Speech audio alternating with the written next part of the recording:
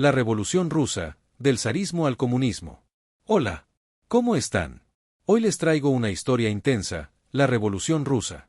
Vamos a descubrir por qué el pueblo se levantó contra el zar Nicolás II, y qué estaba ocurriendo en la sociedad rusa en ese entonces. Para entender por qué se produjo esta revolución, necesitamos mirar más atrás. ¿Qué estaba pasando en el Imperio ruso? ¿Cómo vivía su gente? ¿Qué sentían millones de personas que, años después, se convertirían en protagonistas de una transformación histórica? Empecemos. Desde 1613, Rusia era gobernada por la dinastía Romanov. A fines del siglo XIX, era el estado más extenso del planeta, con más de 122 millones de habitantes. Un imperio multinacional, con decenas de lenguas y pueblos. ¿Cómo logró dominar tanto territorio? A través de conquistas militares. Pero detrás de esa inmensidad, la sociedad rusa estaba marcada por profundas desigualdades. Las condiciones de vida eran muy duras para la mayoría, especialmente si se comparaban con Europa occidental. Los campesinos, el 87% de la población, vivían en cabañas de madera sin ventilación, usando herramientas rudimentarias. Muchos eran siervos, atados a la tierra, obligados a pagar renta en trabajo o dinero a los nobles.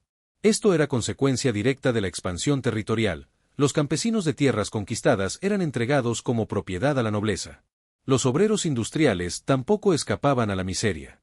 Vivían hacinados en barracas junto a fábricas contaminantes. Su alimentación era básica: cereales, pan de centeno y vodka en ocasiones especiales. La falta de higiene y las viviendas precarias provocaban una mortalidad infantil altísima. 1 de cada 4 niños no sobrevivía. En contraste con la miseria popular, en Rusia existía una minoría rica y culta. Esta élite vivía rodeada de lujos, contaba con una numerosa servidumbre, viajaba por Europa y hablaba francés con la misma soltura que el ruso. Sus hijos eran educados por institutrices extranjeras. En cambio, la clase media era prácticamente inexistente.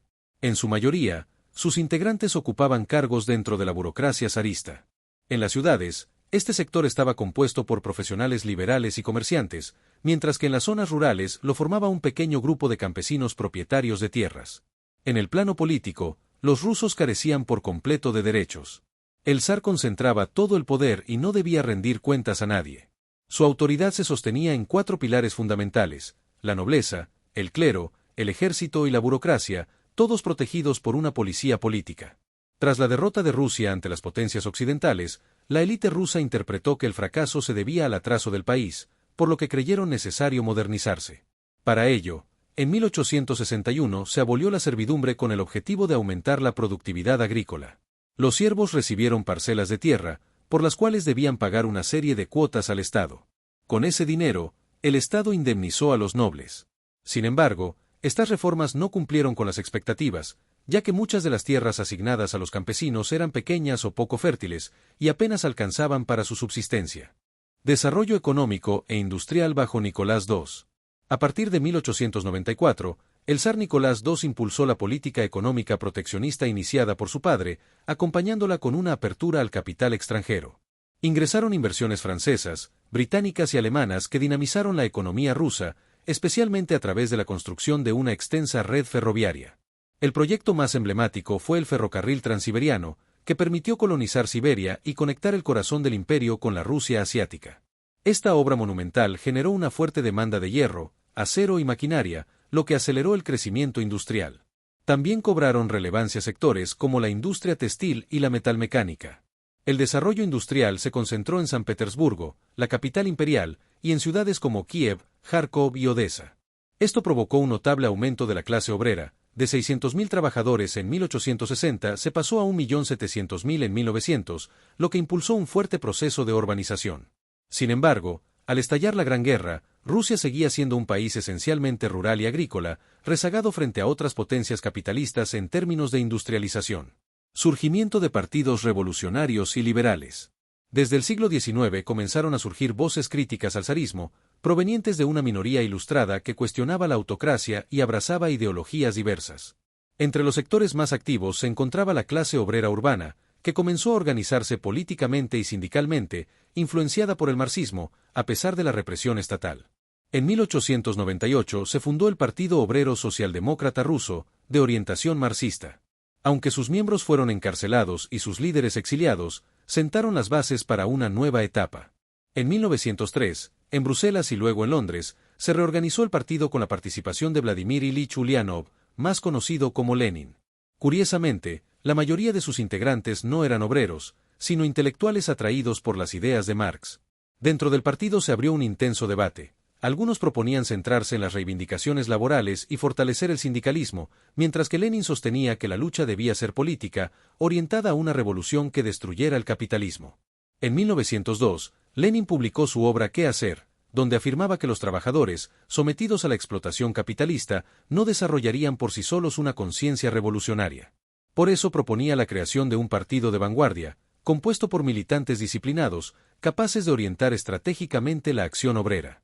Esta propuesta también respondía a razones prácticas. Ante la persecución policial, era más eficaz una organización clandestina y reducida que una estructura de masas basada en métodos democráticos.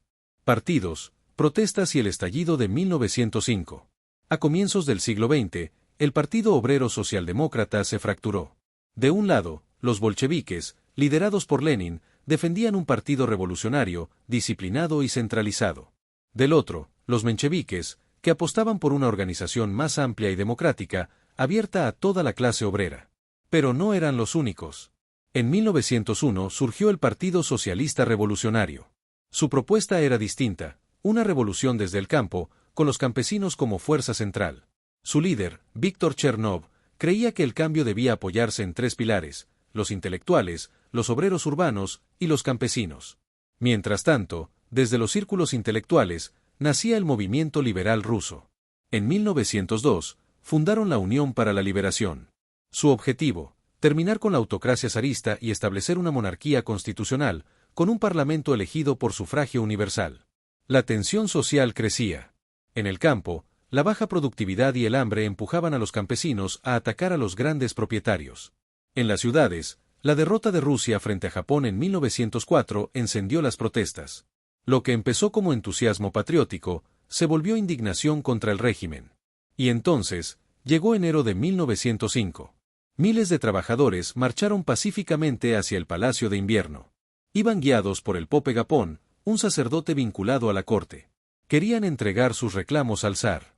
Pero el zar no estaba allí. La orden de disparar la dio su tío. Las tropas abrieron fuego. Cientos murieron. Ese día quedó marcado como el Domingo Sangriento. La revolución de 1905. La matanza hizo que miles en la capital, y luego millones en todo el país, perdieran la confianza en el zar. Quien antes era visto como un padre bondadoso empezó a ser considerado un tirano. En los meses siguientes, campesinos, obreros, estudiantes e intelectuales se movilizaron, provocando la mayor ola de huelgas que Rusia había vivido. En el campo, los campesinos incendiaron unas 3.000 mansiones señoriales. La estabilidad del régimen dependía de la lealtad de los soldados, en su mayoría campesinos. Aunque hubo algunos motines, la mayoría siguió fiel al zar.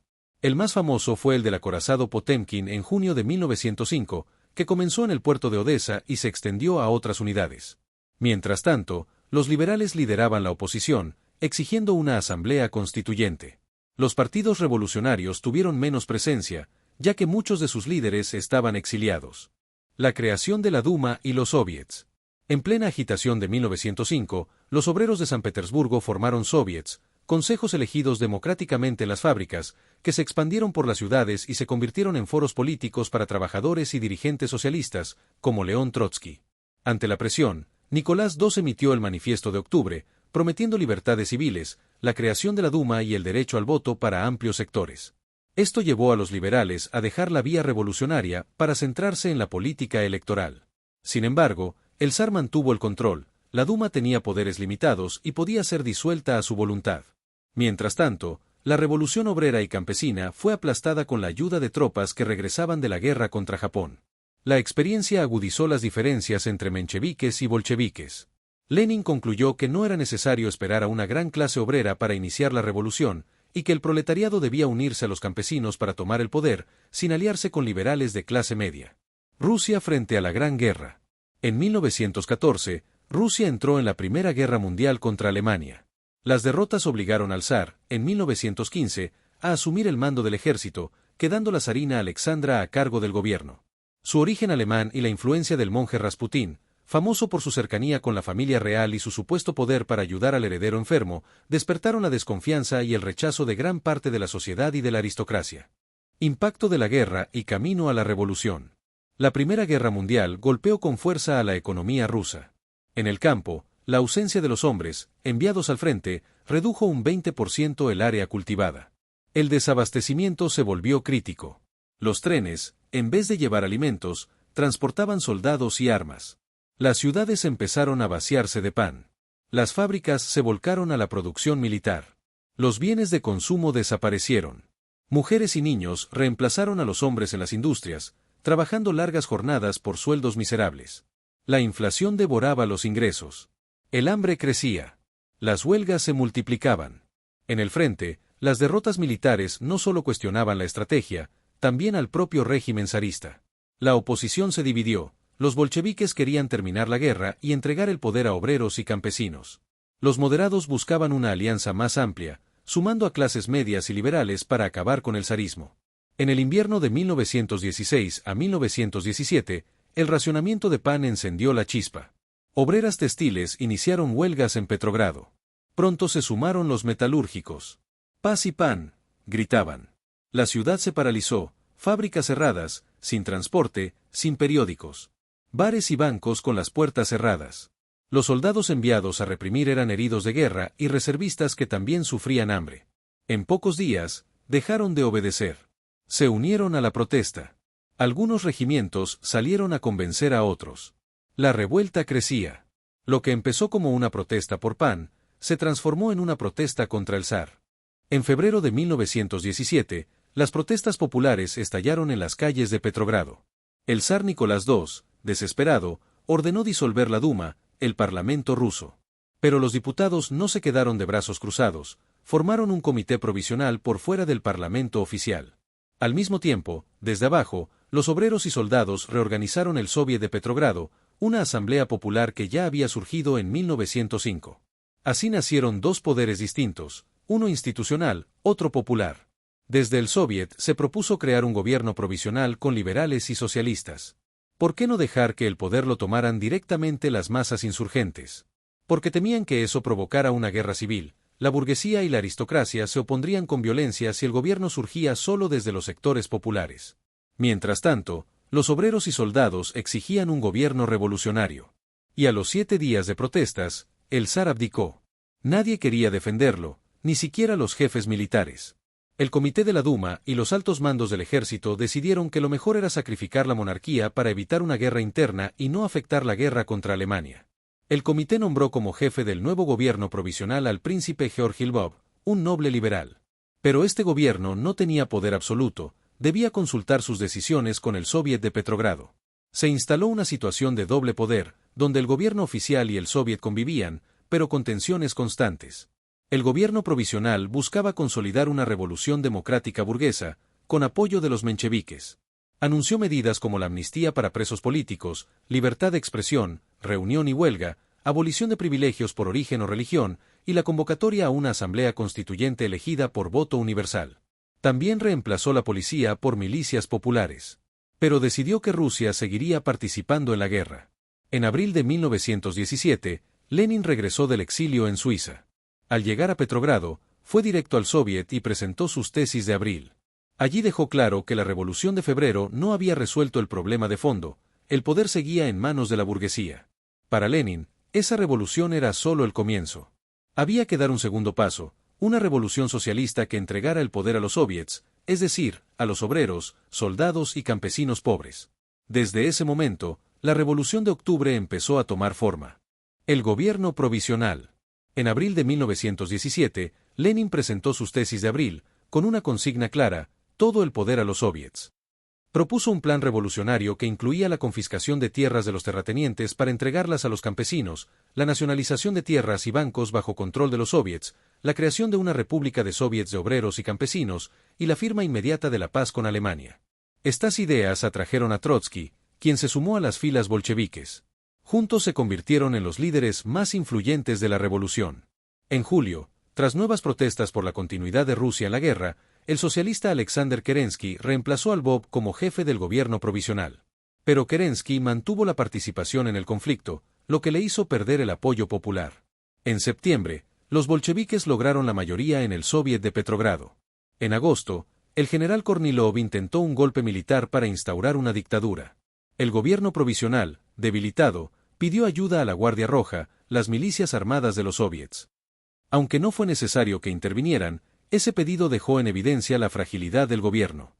Lenin decidió entonces que era el momento de derrocarlo mediante una acción rápida, organizada y decidida. La Revolución de Octubre. El 25 de octubre, el Comité Militar Revolucionario del Soviet de Petrogrado, dirigido por Trotsky, junto a milicias bolcheviques, ocupó los puntos estratégicos de la ciudad, estaciones, puentes, la central telefónica y el Banco del Estado. Rodearon el Palacio de Invierno, donde sesionaba el gobierno provisional.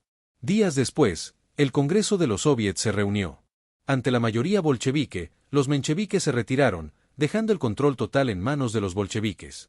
Se aprobó la transferencia del poder a los soviets de obreros, soldados y campesinos. Finalmente, la Guardia Roja tomó el Palacio de Invierno. El gobierno provisional fue desalojado y sus miembros detenidos, excepto Kerensky, que logró huir. El nuevo gobierno revolucionario, presidido por Lenin, inició negociaciones de paz con Alemania, expropió las tierras de la nobleza, decretó el control obrero de las fábricas, nacionalizó bancos e industrias, repudió la deuda externa y creó el Comité de Comisarios del Pueblo para dirigir el país. Tras la Revolución de Octubre, el primer desafío de los bolcheviques fue la Asamblea Constituyente. En las elecciones, los socialistas revolucionarios, con apoyo campesino, lograron la mayoría. Para evitar perder el poder, los bolcheviques la disolvieron violentamente. Manifestantes en Petrogrado fueron reprimidos a tiros, lo que indignó incluso a antiguos aliados como Máximo Gorki. En su lugar, consolidaron el sistema de los soviets, mucho más familiar para obreros, campesinos y soldados. Mientras tanto, la paz con Alemania llegó con el Tratado de Brest-Litovsk 1918, que obligó a Rusia a declararse incondicionalmente derrotada y ceder extensos territorios. Esto provocó divisiones, pero permitió a los bolcheviques concentrarse en un nuevo conflicto, la guerra civil. Entre 1918 y 1920, el Ejército Rojo, organizado por Trotsky, derrotó al Ejército Blanco, apoyado por potencias extranjeras. Los campesinos, aunque no simpatizaban con los bolcheviques, tampoco querían volver al régimen anterior, por lo que no apoyaron a los blancos. Para los bolcheviques, aquella victoria significó el triunfo del proletariado sobre la burguesía y del socialismo frente al capitalismo mundial. La guerra, sin embargo, devastó la economía. El gobierno aplicó el comunismo de guerra, con requisas forzosas de granos, nacionalización de fábricas y control estatal del comercio. En las ciudades, los obreros tomaron el control de las fábricas y el Estado monopolizó el comercio y la banca. El hambre y las rebeliones hicieron evidente que el sistema era insostenible. En 1921, Lenin lanzó la nueva política económica. NEP se permitía la pequeña propiedad privada y la libre venta de productos agrícolas, mientras el Estado controlaba la gran industria, la banca y el comercio exterior. Se flexibilizaron las relaciones laborales y se permitió la propiedad privada de pequeñas y medianas empresas. Con la NEP la producción se reactivó y las hambrunas cesaron, aunque crecieron las desigualdades sociales en el campo y en las ciudades. La muerte de Lenin en 1924 abrió la lucha por el poder. Aunque Trotsky parecía el heredero natural, fue Stalin quien se impuso, ocultando el testamento de Lenin que pedía su remoción. Lenin ya había advertido sobre el crecimiento de la burocracia impulsado por Stalin. Desde entonces, Stalin instauró un régimen totalitario, con represión de opositores, centralización del poder y un ambicioso plan económico. Entre 1928 y 1941, los planes quinquenales priorizaron la industrialización acelerada y la colectivización forzosa de la agricultura. Se expropiaron tierras a los kulaks y se crearon granjas estatales. En la industria se adoptó el modelo fordista de producción en serie, con planificación centralizada. Se construyeron siderúrgicas, fábricas y usinas eléctricas, pero a costa de purgas políticas, trabajo forzado y un nivel de vida que no mejoraba para la mayoría. El tercer plan, iniciado en 1938, se orientó a la producción de armamentos. Hacia finales de los años 30, la URSS ya era una potencia industrial y militar, aunque marcada por el costo humano del estalinismo.